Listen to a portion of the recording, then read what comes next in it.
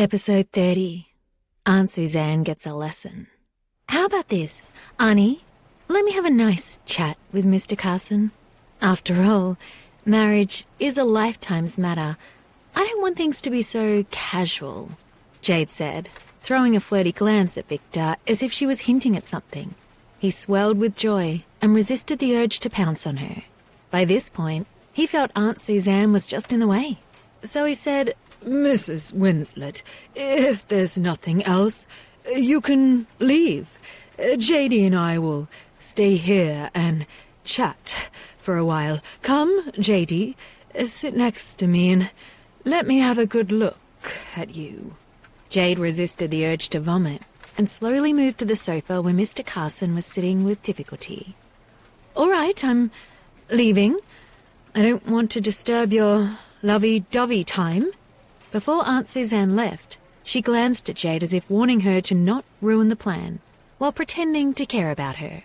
"Ah, sweet Jady, Auntie will leave for now. Enjoy your time with Mr. Carson. Call me if you need anything." "Don't worry, Auntie. Nothing bad will happen when I'm here with Mr. Carson," Jade said, smiling sweetly. Her eyes, however, were filled with disgust and loathing. When Aunt Suzanne noticed that Mr. Carson's eyes were full of Jade, she left the room. Before departing the Scoville Club, Suzanne went to the restroom. She had no idea that from the moment she entered the restroom, it was the beginning of her nightmare. She never saw the masked man staring at her from behind. When she was about to leave the stall, she found that the door was locked. Suzanne knocked on it until she realized it seemed to be locked from the outside. She began to panic. "Hey! Is anyone out there? What's going on? Let me out now." Aunt Suzanne saw a pair of men's shoes under the crack of the door and became flustered. She thought it was a robbery. But this was not a place that ordinary people could enter. Anyone in the Scoville Club had to be a VIP member. "Who are you? What do you want?" Aunt Suzanne asked fearfully. The mysterious man outside said nothing and simply picked up a white bucket. Just as Aunt Suzanne was about to call for help, she was instantly drenched with water as the mysterious man flung the bucket of water over the top of the stall door.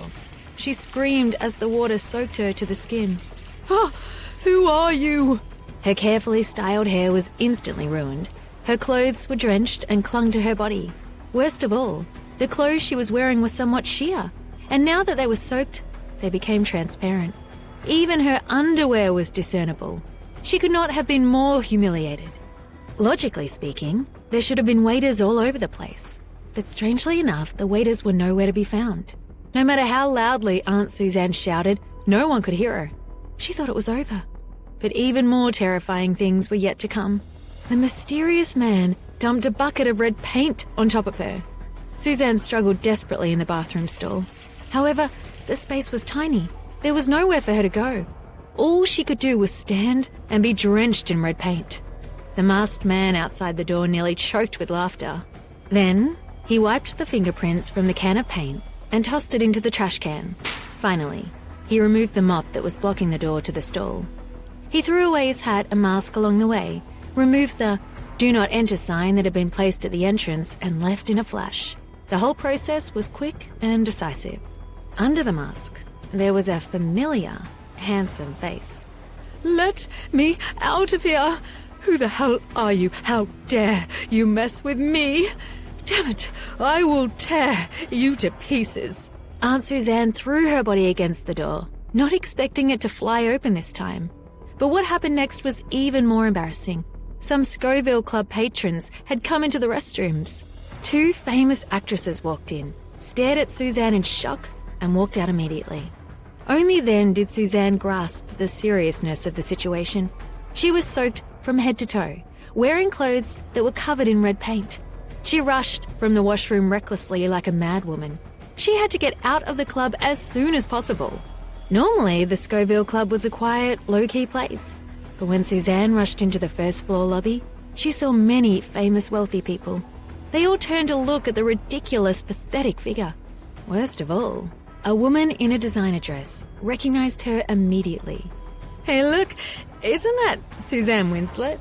Now the others stared at her even more intently. Under the gazes of these onlookers, Aunt Suzanne desperately wanted to dig a hole and hide. Oh, right. Oops, Mrs. Winslet. What's going on?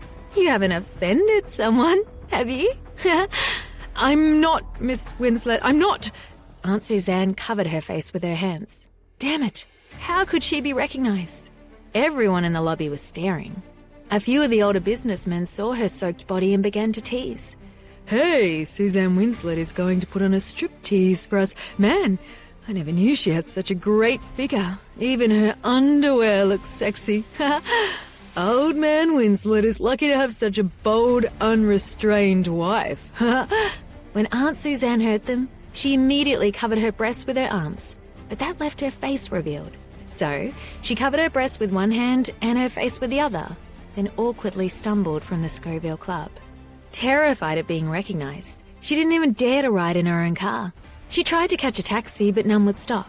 In the end, after she waved a few $100 bills in the air, a taxi finally stopped to pick her up. What she did not yet understand was that her identity had long been exposed. Everyone in the lobby knew the name Mrs. Winslet. Now they even knew what sort of underwear this middle-aged lady was wearing. It was simply too embarrassing. Suzanne nearly burst into tears when she got into the taxi and recalled her pathetic appearance. In her entire life, she had never been bullied like this, much less humiliated in front of so many people. Most importantly, she'd been recognized by all of them. How could she ever face them again? Aunt Suzanne's face was deathly pale, and her eyes were filled with fear. She could still hardly believe it was real. The mocking voices echoed in her mind.